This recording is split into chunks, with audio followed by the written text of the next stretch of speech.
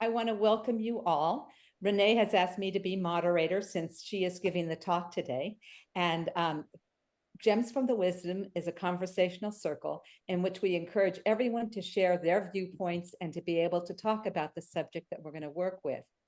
And before we begin, Sarah, would you read the quote from the almanac for us today?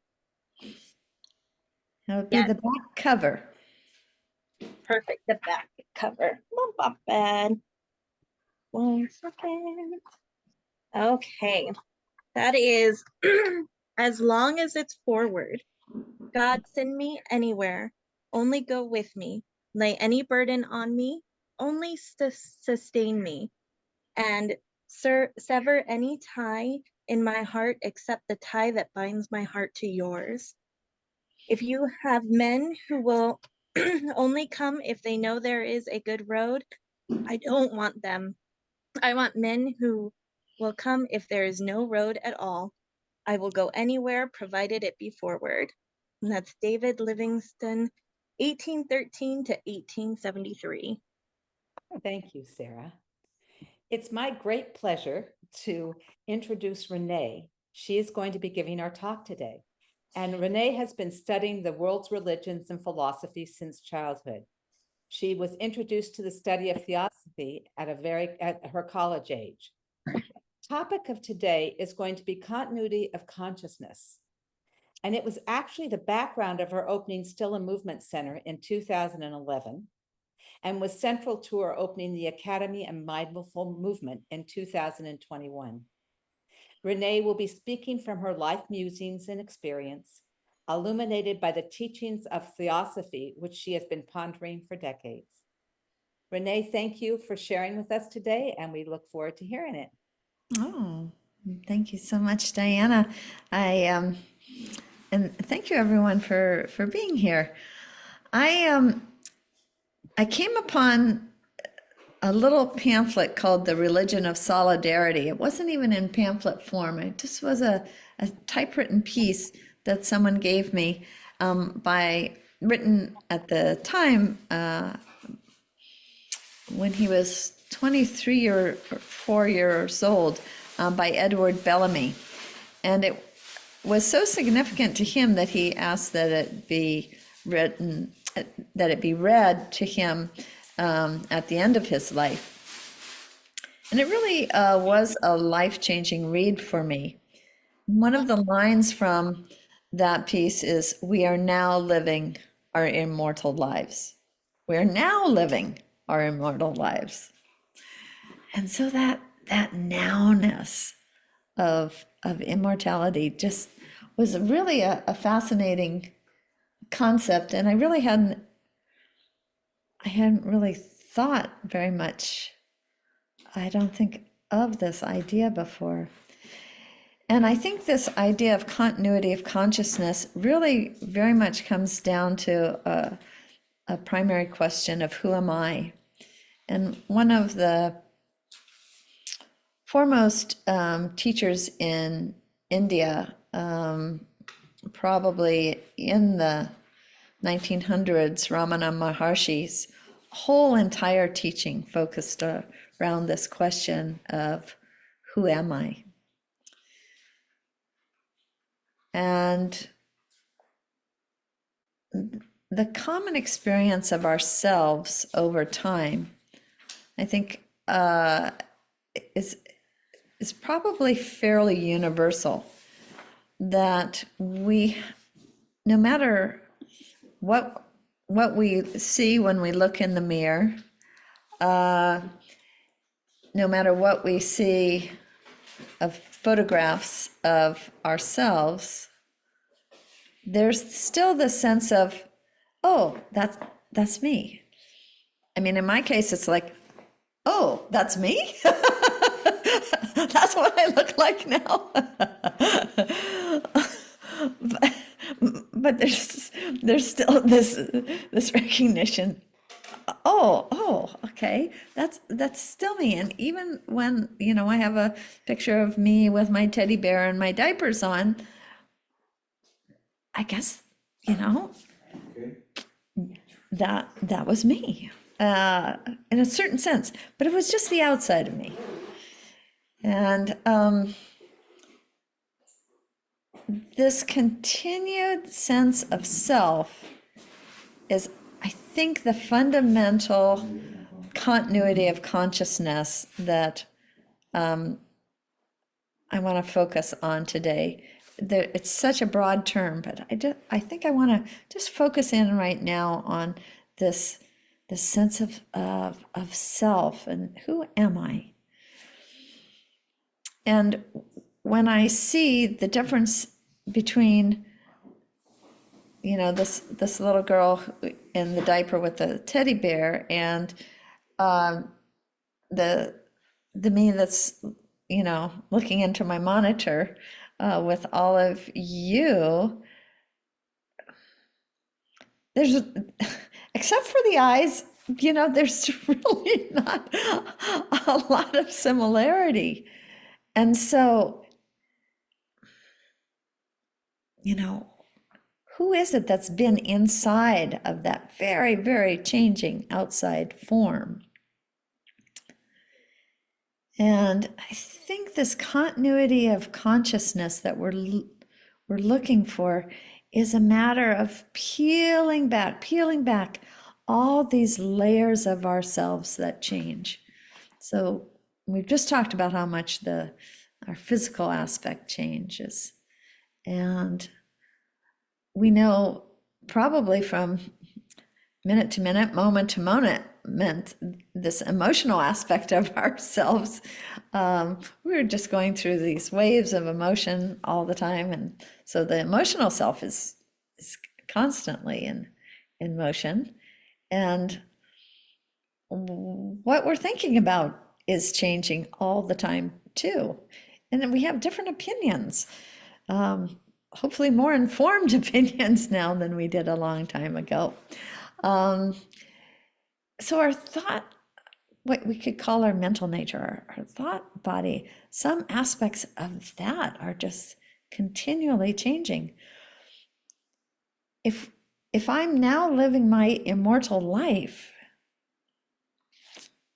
what is it that's actually living that? Because we know evidently every single cell in the body is changing within 7 years. And all the life atoms that make up my body and your bodies, those are going through all the time. There's a quote that we sent to you in your link today. It's another quote from Edward Bellamy. And I think of all the lines in this Religion of Solidarity piece that he wrote, maybe this is the one that really, really got to me. And he said, "It is especially in moments of deepest anguish or maddest gaiety that we are conscious of a dual soul, as of a presence serenely regarding from another plane of being the agitated personality." And something about that really got to me. I just wonder, maybe you could give a show of hands. How many of you have had that sense over your lifetime of something watching you, someone or something watching what was going on in your life? How many people have had that? Like yourself watching what's going on. I call it the Merry Monarch view sometimes, because there's a special camera at the Merry Monarch Hula Festival in Hilo that has this view of the entire stage, and you can see all the dancers and all their patterns going on down below and how it's all interrelated. So sometimes I call that the Merry Monarch view, when all of a sudden I just have a sense of watching myself, and sometimes like just I just seem so ridiculous, whatever it is that I've been worried about or whatever. Just this serenely watching presence is evident to me.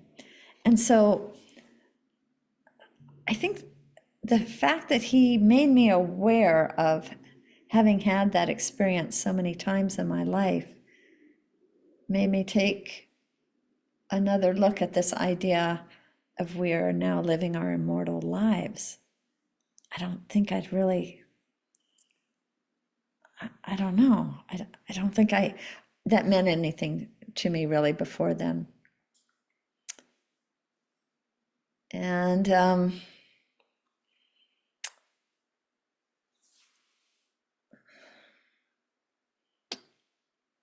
eventually, if we have this sense of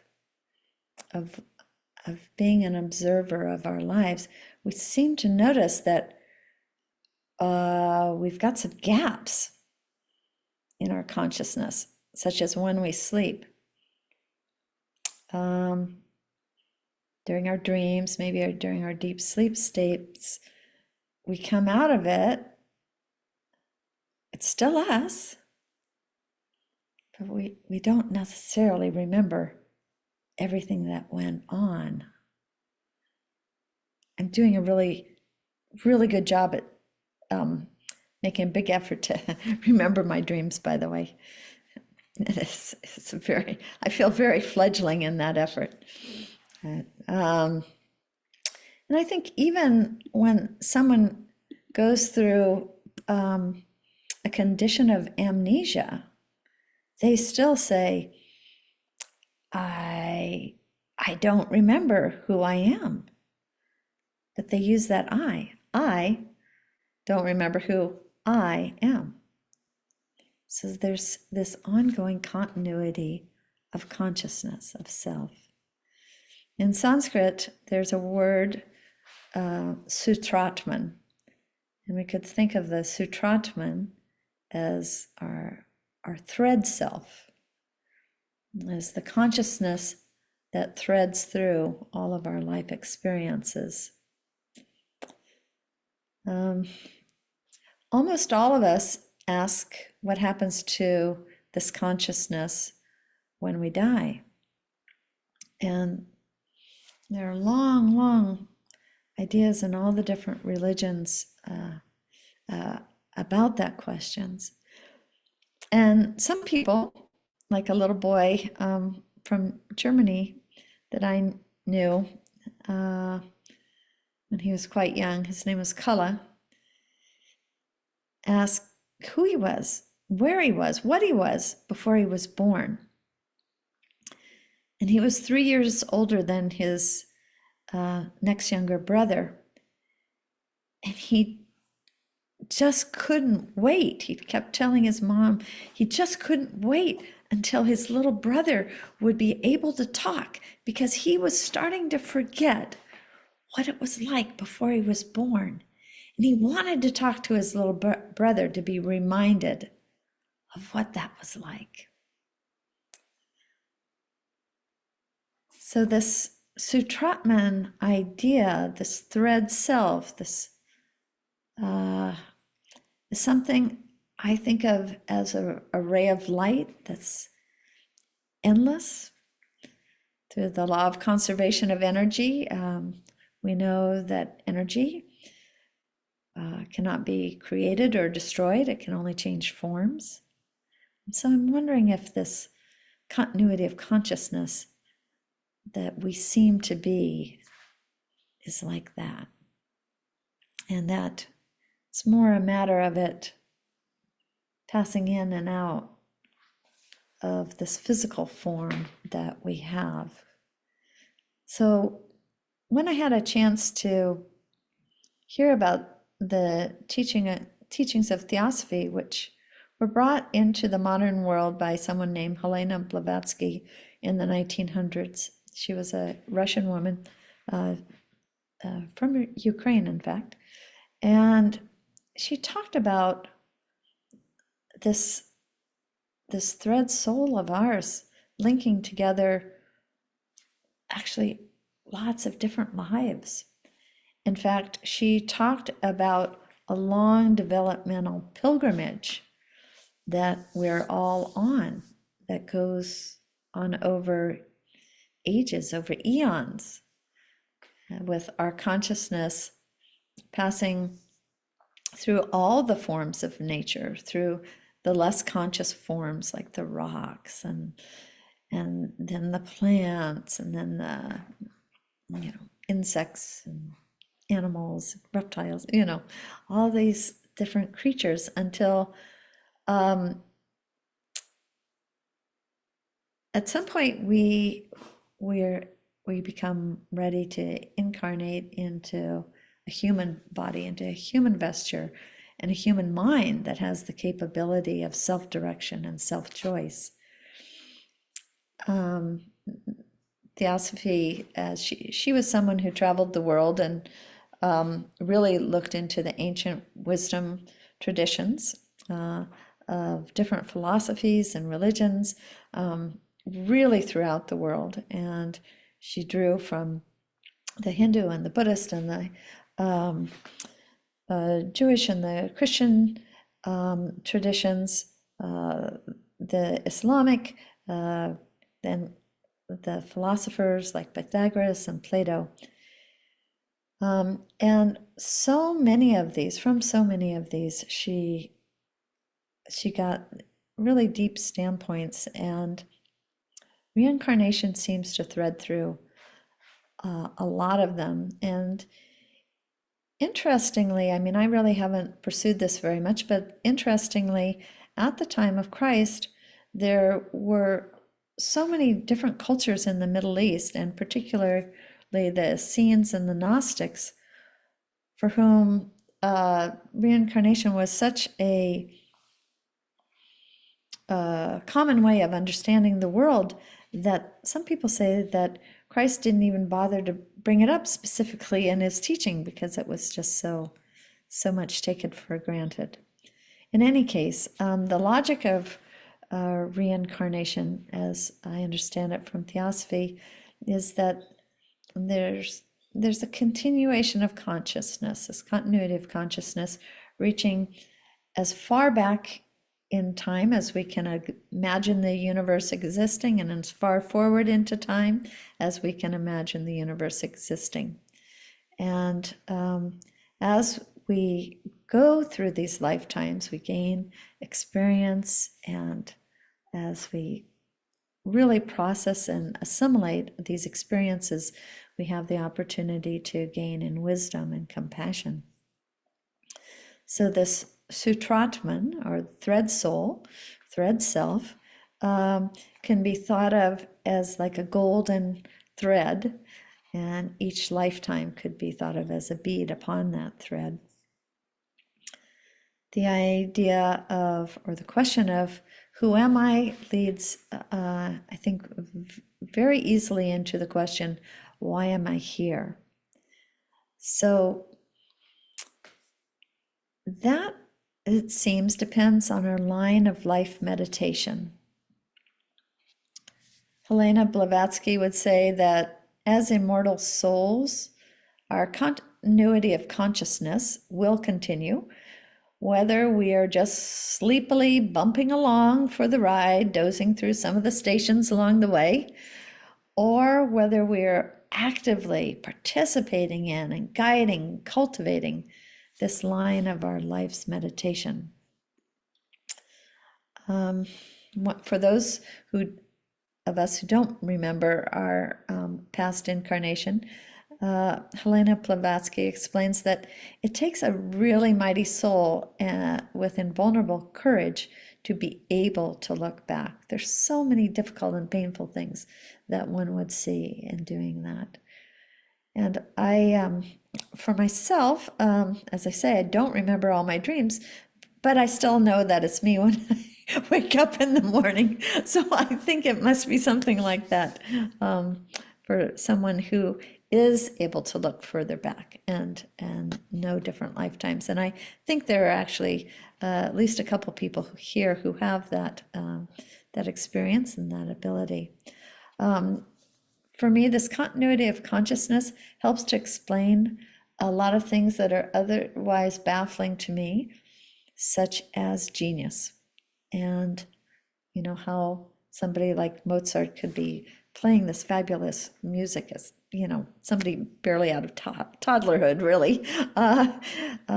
It seems to me that that can only logically be explained through something. And I do think of reincarnation just simply from the standpoint of logic in a lot of cases, of somebody from lifetime to lifetime cultivating this line of life's meditation. And so at this point in my life, this idea that we are now living our immortal lives, meaning in this grand continuity, we are at a particular section that is part of the whole. And so that's a really astounding thought to me. And I'd love to talk about it more with all of you.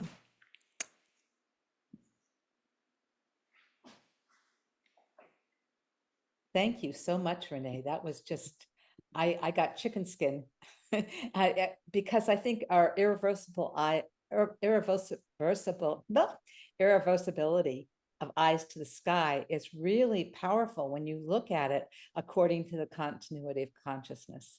And I think the question of who am I is the question that all religions and any spiritual or otherwise thinking person is looking at. It becomes the central issue of who am I? And I think that's so important with so many different ways that we look at the world.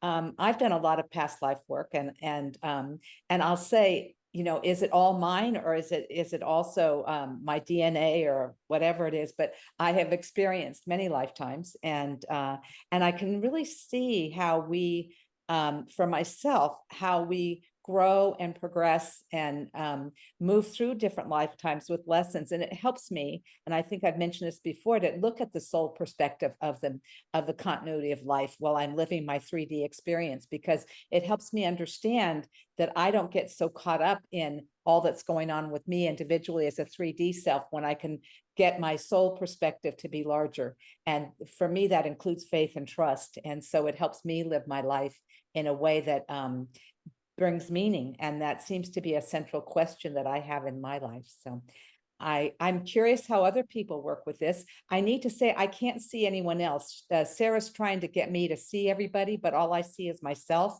And I can't, that view on the top does not click. So if someone raises their hand, Renee, if you would let them know, I don't know if I have to be what's going on, but I can't see anybody else. So if you would let me know if someone raises their hand, it'd be great. So I'm curious, do other people have any ideas, or how do they come at this continuity of consciousness?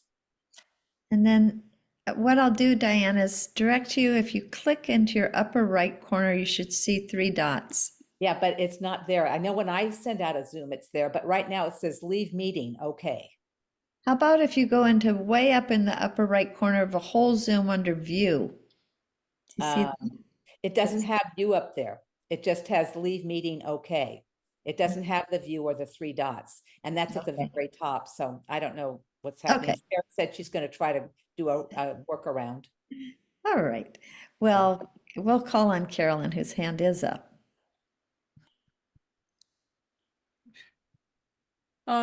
Just to add to this term, which is actually so precious, immortal soul, what we understand from reading is that it is actually a repository of a large amount of wisdom that we have acquired over these many lives. In other words, it's not just it's a witness, but it in some way, which we wouldn't be able to describe, but that's how we acquire the kind of wisdom that is worth remembering, worth keeping.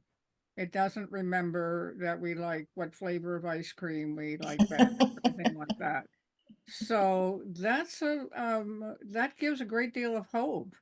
And then so the question we should ask is, are we living the kind of life where some of that wisdom may, whether it's through dreams or whether it's through just moments within experience, surfaces in our more ordinary levels of consciousness, so that we can contemplate it and use it and be inspired for it. Or, so that's just really part of our immortality, is the acquisition of knowledge. And much of it can come through intuition, which is such a valuable source. Yes, yes, yes. Thank you. That's a great comment.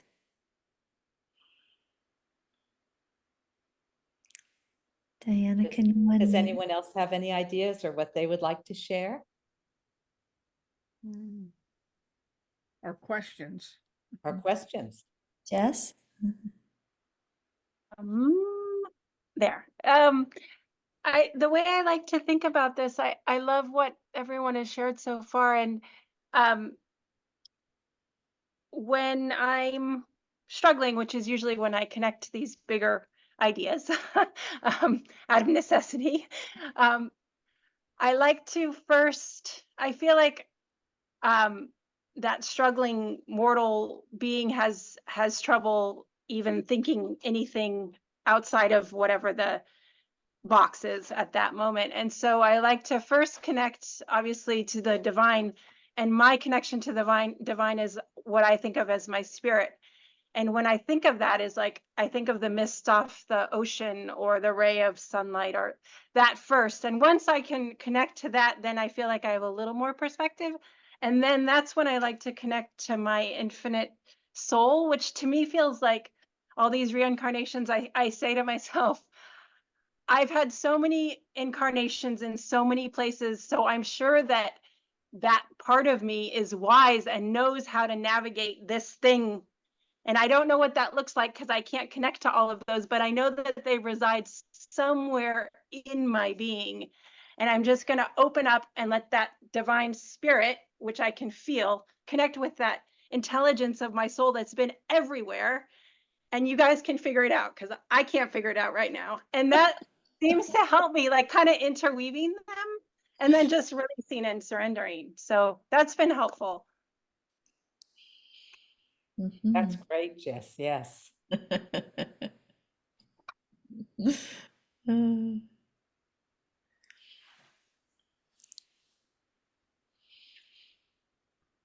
Who else has some ideas? Kirk. Well, I was just relating to what Jess said. If I heard it correctly, that part of connecting with her deeper self was it was like an act of the imagination, really, that transcends the personality, the situations you're in, the circumstances that you're in, whatever may be going on, and that you think of it in terms of being a ray of light from a sun. Did I hear that correctly? Yes. Yeah, I think that allows me to connect to the divine, which is the infinite, which kind of releases some of the hold. Yeah. Well, that was something that I was that came up for me during Renee's discussion, was that experience of being a deathless soul or deathless ray. It seems to always also be connected to what we would call a deathless sun, right? And that in the sense that it's the connection with all that is, with the cosmos as a whole, with all beings as a whole, with that even which transcends the current cosmos. Just as that ray of light in us transcends all our current circumstances, there would be that light, in the spiritual light at the heart of the cosmos, that could as great teachers like Sankara spoke of, could animate an endless series of universes, right? And so you're not only transcending your own personality and connecting it up with the larger string of personalities, the Sutratman, but you're also, that Sutratman, you're connecting with a deeper level of reality as well. And I think that ability, which I think Renee exemplified in her talk, and to activate that level of the imagination seems to be really critical in trying to develop a sense of continuity. Because also we've all probably had these experiences, whether in dreams or in waking consciousness, where suddenly we have that sense of underlying unity of life, which also seems to be a critical aspect of a sense of immortality. So just wanted to add that. Yeah.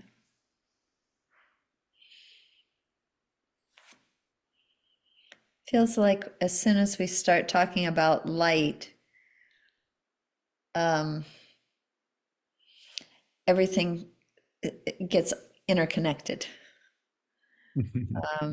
Sometimes if we use the analogy of a thread, we can think of that as very discrete and separate. It can be interwoven with everything, I suppose. But once we start talking about light, then, I mean, there are shafts of light that we might get, like over the Ko'olau, there's a little chink in the clouds and you get a shaft of light coming through and you go, oh, that's why the kids draw their suns like that, with these rays coming out of it.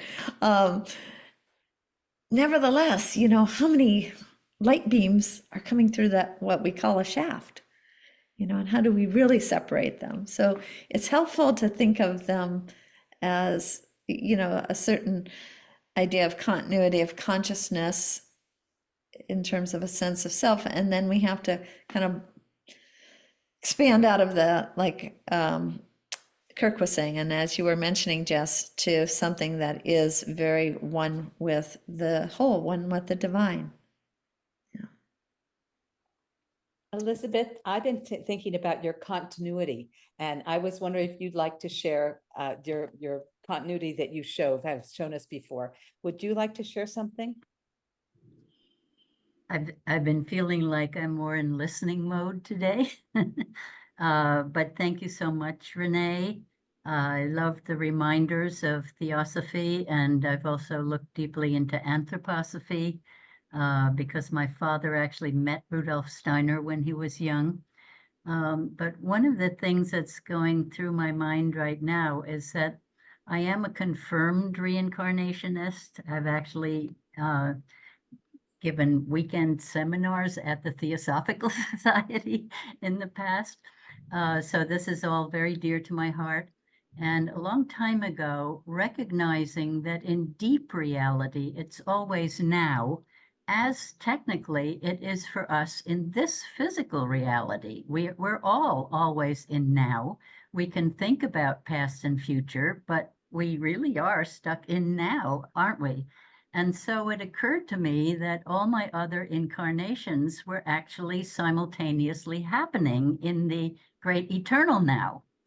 And so I used to sit in a closet that was mirrored so that there were like infinite reflections back, looking at a candle and inviting other of my incarnations to sit in circle with me, so that I could ask, am I doing my part in this joint venture we have of trying to understand what physical life is all about?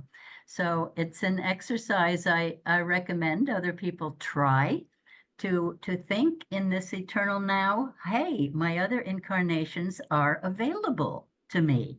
If I meditate, if I invite them in, will I start getting a sense of some of the others? And some I kind of recognize and some were a complete surprise. So I'm just throwing that out as a possible exercise other people might enjoy. Thank you. Thank you. Yeah, that's great.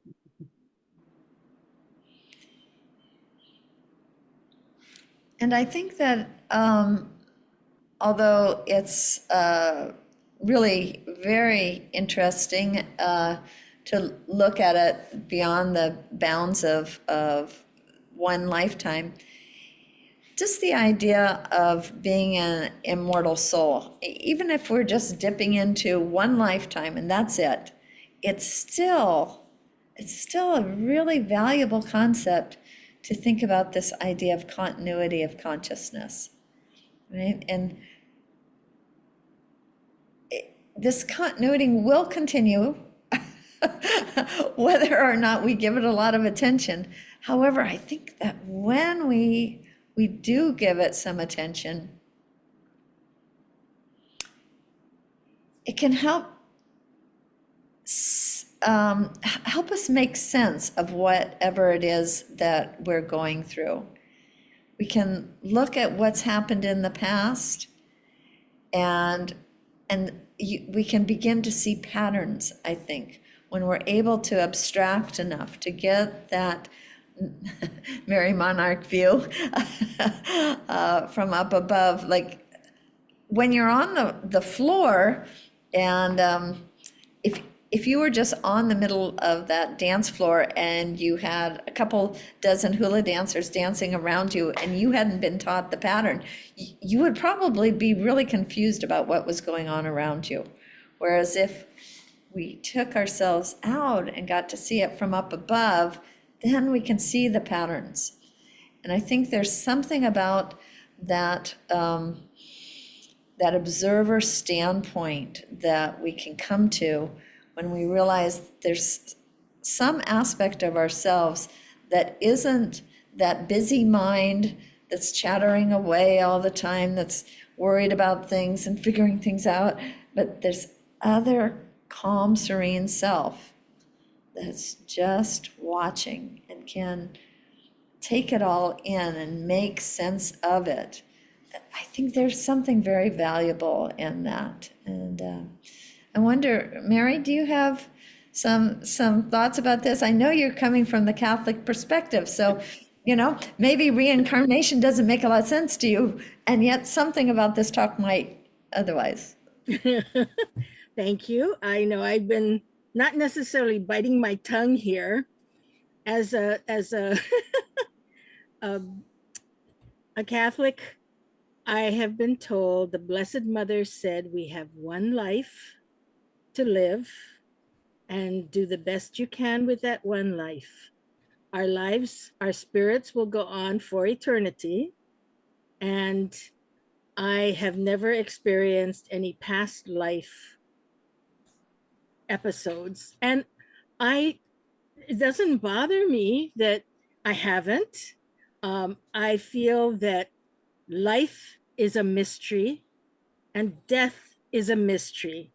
And we're all contributing, because I can't say what somebody experienced is wrong. That's not my call. And I'm so blessed to be with all of you because you're so open and generous with your thoughts and your comments. And I love you all. Amen.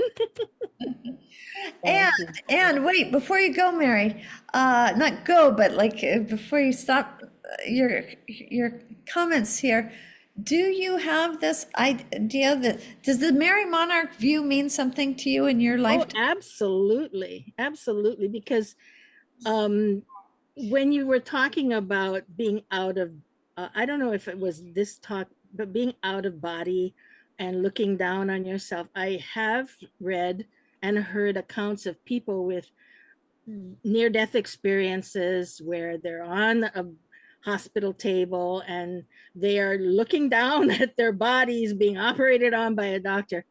And that makes perfect sense. I don't know why it would happen to some people and not to others. I mean, obviously, if you die on the table, you're not going to be around to tell anybody what you saw. But yes, the Mary Monarch, it's like when you send off or you're looking at somebody who's what is it, those cameras that go off, drones, right? Is it the drones, and they take pictures, they look down on things? I think that's so fabulous. I think I get a thrill when I see Kalalau Valley through a drone video. It's just so beautiful. So I get the Mary Monarch view. Thank you. And also, Mary, like what about like in your own lifetime? Do you sometimes like have a sense of your something sitting on your shoulders, kind of overseeing you and going, uh, Well, that's my angel. That's my angel. And I do ascribe to of course, the my thought went out, but ancestral memories. I do believe that, if animals have it, we have it. We have ties to our ancestors. It's a DNA thing, and it's a spiritual thing, and yep, we're all connected. That is the continuity of life, Mary. I love what you just said, because with your faith and how you surrender and trust and live that way, you're actually living this immortal self right now with your faith and trust, and how you live your life with love, because you just love everybody. And I think you exactly exemplify that continuity. And you said that it was the soul continues, but maybe there's one life, and just feeling your faith and trust in God, and how you the oneness of all, it's like you are living that. And I just want to tell you that I really honor that. Thank you. Thank you. I appreciate it. Bob, I was wondering if you'd like to add it. Seems like a conversation you'd like to add something to. Well, sort of. Just talking about the Mary Monarch, I recently was reading an article on a scientist, Robert Penrose, and he just got the Nobel Prize for Science, and his expertise is singularities and black holes and quantum mechanics and all this. And at one point he said, looking at the religions, they don't seem to resonate with me, and I'm not sure if I really have a belief. But reflecting on sort of the singularity at a black hole, he said, without natural laws, we would have no life. If the natural laws were a little different, life would not be. And he said, there's a profound sense of consciousness, and a profound sense of consciousness in that that's the complete mystery. There is no way to explain what consciousness is. And so that's one aspect that I kind of look at and wonder about, the mystery of life, the mystery of consciousness. In the Zen tradition, or Buddhist tradition, we talk about skandhas. There isn't any self. There's just form, matter, sensation, perception, and ideas. There's a koan based on the Indian ancestors. The 27th ancestor, Prajnata, said, of all the things, what thing has no form? And he asked this of the 28th ancestor, Bodhidharma. And Bodhidharma said, the non-arising has no form. And later, then Prajnayata said, what is the largest thing? And Bodhidharma said, Buddha nature is the largest. And it's a tricky kind of thing, but the non-arising is what is always there, the immortal soul, without a self arising with it. In other words, you don't have to look for your Buddha nature. That's a thing that's always there. But the more you think about wanting it, and it is being something other than you lose it, because your immortal soul is not something out there as an object for yourself as a subject. It's always there. That's the immortal soul. And so a funny aspect of the self, or this sense of consciousness, is a sense of no self. And when you say Buddha nature is the largest, we are, as someone said, you are intimately connected to everything. Not so much that the bird is singing, it's singing and I hear it, but the singing bird and I are not different. And that's not necessarily the same thing we're talking about.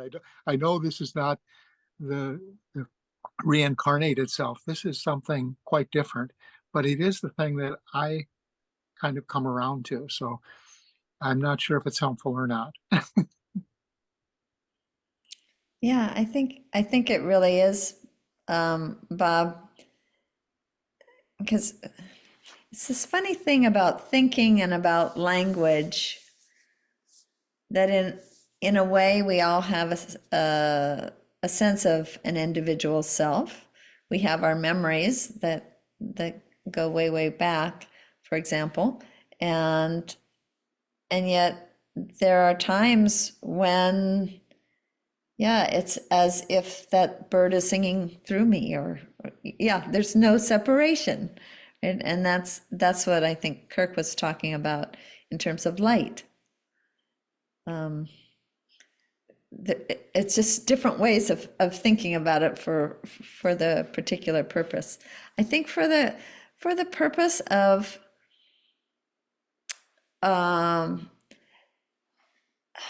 this idea of progress in the universe, of like what Carolyn was saying from the very beginning, that there's an aspect of ourselves, this immortal soul, that does have the opportunity of assimilating the experiences that it goes through.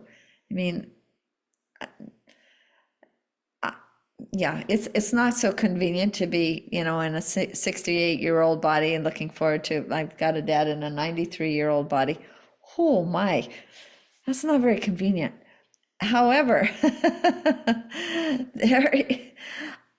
I've never wanted to go backwards. I've never wanted to not understand what these 68 years of being in, a 3D form that Diana's talking about, have garnered for me in terms of understanding, insight, being able to have a little more sense of why people do what they do, seeing more of the patterns and being able to more easily, I feel like, look at things from so many other different perspectives that I didn't have the experience earlier in this lifetime to be able to look at it from.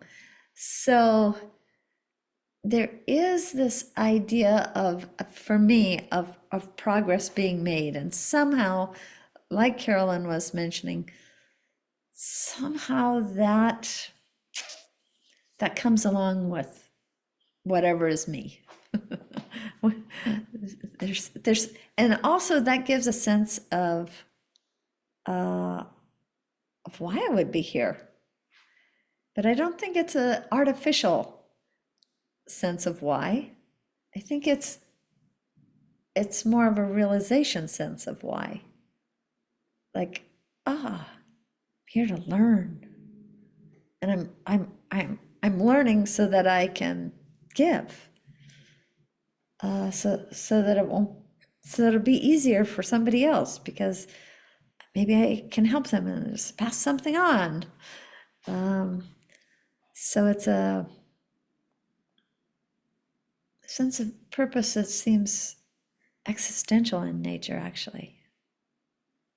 I think that's a really important question. It would be interesting to see what people think. Why are we here? What is the purpose of us being here? And when we think of eyes to the stars and being the human of the future, it's like, why are we here? And does anyone have any ideas about that? Would they like to share?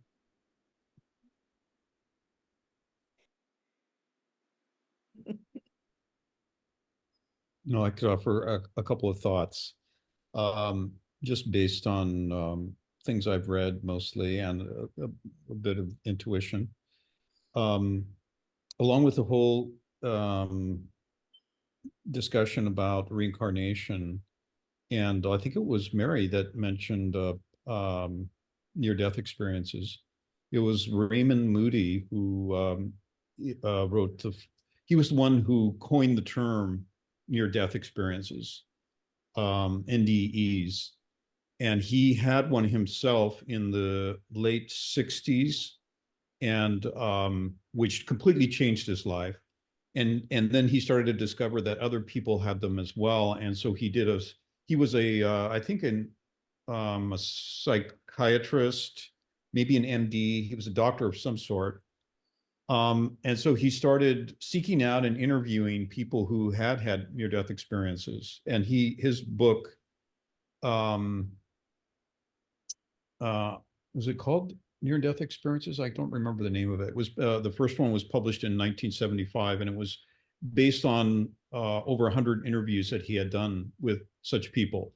And he said that there was the remarkable thing to him was that there was a pattern of experience with all those people, despite all their differences. There was a pattern. One was that they lost their fear of death because they realized that consciousness did not terminate when the body died.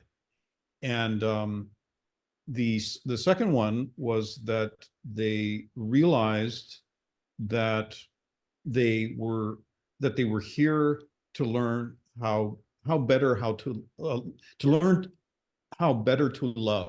That's the way he put it.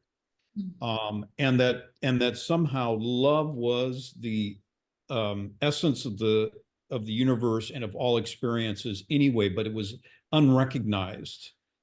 But when they went into these deeper states of consciousness outside the body, that it was like instead of it being like the confining and loss, it was like this great expansion into the sense of unity that we're talking about. So that the cosmos itself was like made of love, and that incarnation had to do with learning how to better understand that. So those are really remarkable things to me. The other one was as you all I'm sure have heard, they would have these what they call like a death review, where in what seemed like a very short period of time, they would see the whole sequence of their life, all the events of their life would like come together in a condensed form, and they would see it all. But it's interesting because we think, oh, we'd look back and see all the horror of the errors and the, and guilt and blah, blah, blah. But no, he said that it was done from a place of non-judgment. So that's the other release of consciousness. You're no longer constricted to that sense of being an isolated being, and you're seeing more like the interwoven and interconnectedness of things. And you realize that those were all experiences appropriate for that life, for that person, for that personality. They had a reason behind them. They all made sense. And so there was no sense of like we think of the Day of Judgment, or of, seeing from the perspective of God, how awful it must be to look at a human life. Not that at all. And in fact, it generated, because they were now, of course, living again, it generated a deeper sense of purpose, a deeper sense of meaning, fearlessness, a greater fearlessness, and a greater love, a greater understanding that, oh, this is, it's coming from my heart. That's really the key thing, And so I'll just add one more point to that in the theosophical perspective, the human experience, besides being that of learning and learning how to love, how to manifest wisdom in action, it's also to aid the evolution of all other beings.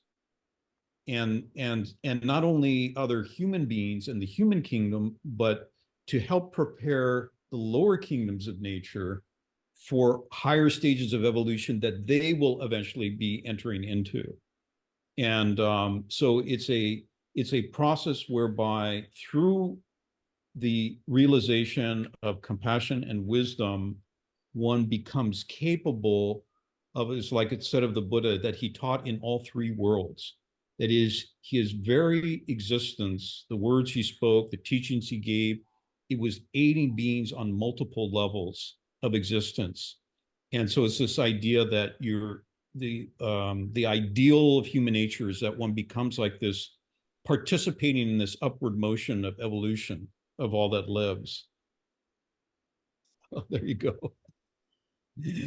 Thank you so much. That was very powerful. Yeah. Um, I Would see, anyone else? I Go we ahead. see that we have Dustin here. I don't know whether he's able to tune in to speak or not, but I wonder if he has any idea along these lines of, well, from the standpoint of continuity of consciousness, why are we here? We'll see if he's able to tune in, maybe not. Jess, how about you? What are your thoughts right now? I think a lot has to do, I resonate with what was just said about love and compassion. And so much of my life is either looking after children or looking after my wounded inner child. So I do, and I feel like the only way that I've made any progress on either of those is love and compassion first. And it's like you're all worked up or the child's all worked up, and if you come in and you say, don't do that, or you shouldn't have done that, what does the child, they melt down, or they, and so what do you need to do first when the child is not good and cleansed? What do you need to do? You need to go there and say, you're okay, I love you, talk to me, like hear them, see them, be with them. And so that's just been what I've been trying to do with myself and my own, like, first thing, if something comes up, you're a child in this moment right now, what do you need? Love, right? Love. Stop, that's it. And then I've been just visualizing, I always think of compassion as like a really beautiful pink color. So in my heart, I picture this chalice of pink overflowing love in my heart and filling every cell in my body, and then overflowing out of me to anybody that was present when this happened, whenever it was, in whatever time period, because you don't know. But pretty much if you were hurt in childhood, your parent might have done it, but they probably didn't mean to, right? They were probably acting from a place of hurt and pain too. So that overflowing chalice is like filling me and then filling them. And I feel like that's helping me right now. And I love it with continuity because of consciousness, because it is about you now and you in the past and everybody as one. And I don't know, anyway, that's not very articulate, but that's where I'm what's helping me right now. It's interesting, Jess, because since I was a little girl, it was love and compassion for myself and others. And I found love and compassion for others was a lot simpler than love and compassion for myself, because my inner critic was really strong. And then I realized the same thing. If my heart is not full, I'm giving out of need. If I have love and compassion for myself, I'm giving out of abundance, and it's channeling through me. I feel like the spirit is working through me. But for a long time, I could give to everyone else, but it was like I gave myself away, so it's like, how do I do the self-care and the deep listening and meditation and things I need to do to fill my soul and heart so that I do have love and compassion for myself and others. Yeah. I just noticed the time. And so what Renee, while you share with us what's coming up, would someone like to volunteer to give thanks to Renee for her talk? But let's have her share what's going on the next couple of weeks first. Okay. Next week, we're going to be celebrating, recognizing an Indian holiday, which is called Mahashivaratri. And we have this amazing statue in the Barefoot Ballroom of Shiva Nataraj, which is Shiva, Lord of the Dance. So our theme for this next week will be participating in the cosmic dance, the dance of life. And I'm hoping we might get a Bharatanatyam dancer speaking on that. And then the week after that is going to be Bhakti Yoga, the path of devotion. And so that will also be wonderful. Great. Thank you very much. Would someone like to give a vote of a thank you to Renee? I can't see any hands, so Renee, you're going to have to tell me.